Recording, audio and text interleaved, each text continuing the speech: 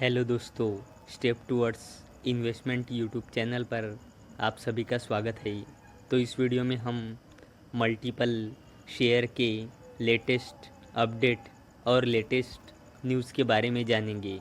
तो सबसे पहले बात करते हैं टाटा कंज्यूमर प्रोडक्ट्स लिमिटेड के बारे में। तो इसके शेयर ने आज 1% के गिरावट के साथ 1086 रुपये पे क्लोजिंग दी है। तो टाटा कंज्यूमर ने 23 अप्रैल को 7.75 रुपये का यानी कि ₹7.25 का फाइनल डिविडेंड अनाउंस किया था और टाटा कंज्यूमर ने अपने ₹7.25 के फाइनल डिविडेंड को देने के लिए रिकॉर्ड डेट रखी है 24 मई 2024। अब बात करते हैं टाटा पावर कंपनी लिमिटेड के बारे में। तो इसके शेयर ने आज 4.80% के तेज़ी के साथ 431.50 रुपये पे क्लोजिंग दी है। तो Tata power group starts solar module production in Tamil Nadu facility. तो चलो इसे थोड़ा डिटेल में समझते हैं। तो Tata power groups arm Tata Power Renewable Energy Limited has started commercial production of solar modules from its new plant in Tamil Nadu, with the solar cell production set to commence next month. This development is expected to boost several capacity addition projects that require locally manufactured product. अब बात करते हैं Bharti Airtel limited के बारे में। तो इसके share ने आज 0.086% के तेज़ी के साथ 1287.05 रुपये पे क्लोजिंग दी है।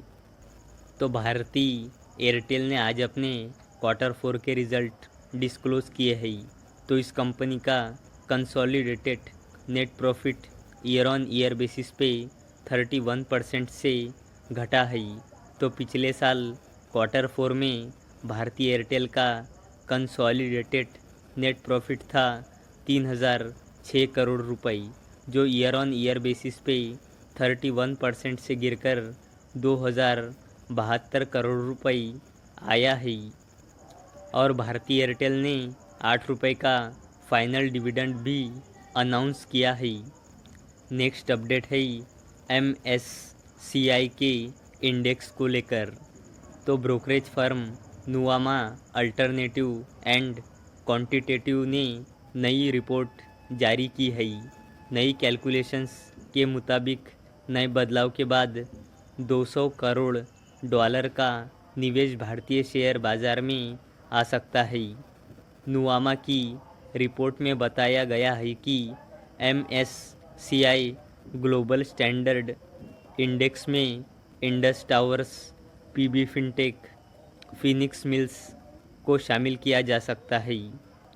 Sundaram finance, solar industries India, NHPC, Bosch, Jindal stainless को शामिल किया जा सकता है। Torrent power, Mankind pharma, JSW energy और कैनरा बैंक शामिल हो सकती है। कुल 12 शेयरों के एंट्री की उम्मीद जताई गई है। वही कौन से शेयर बाहर हो सकते हैं उसकी लिस्ट भी जारी की है।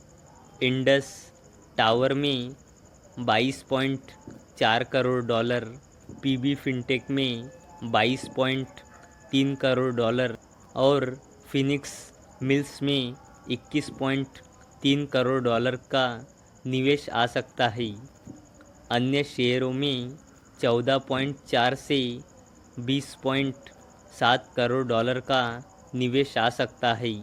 नुवामा के मुताबिक थर्मैक्स भी इस इंडेक्स में शामिल होने की कगार पर है और अगर ऐसा होता है तो इसमें $13.9 करोड़ का निवेश आ सकता है।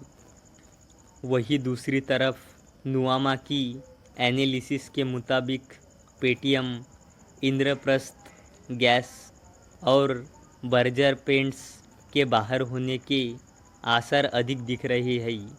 अगर ये शेयर इंडेक्स से बाहर निकलते हैं तो इनसे कुल मिलाकर करीब 28.3 करोड़ डॉलर के शेयर बेचे जा सकते हैं। और स्मॉल कैप इंडेक्स की बात करें तो नुआमा का मानना है कि Waaree renewable, Vedant fashions, VA tech, वेबेज, आरआर केबल, सांघवी मूवर्स जैसे शेयर इसमें शामिल हो सकते हैं। वहीं दूसरी तरफ इस स्मॉल कैप इंडेक्स से तत्व चिंतन फार्मा, बोरोसिल, शारदा क्रॉपकेम और ड्रीम फोल्क्स सर्विसेज इससे बाहर हो सकते हैं। MSCI के स्टैंडर्ड इंडेक्स और एमर्जिंग मार्केट इंडेक्स में अभी 136 भारतीय स्टॉक्स शामिल है। नुआमा अल्टरनेटिव एंड क्वांटिटेटिव रिसर्च के मुताबिक मई महीने के रिव्यू के बाद भारतीय स्टॉक की ये संख्या 150 तक पहुंच सकती है।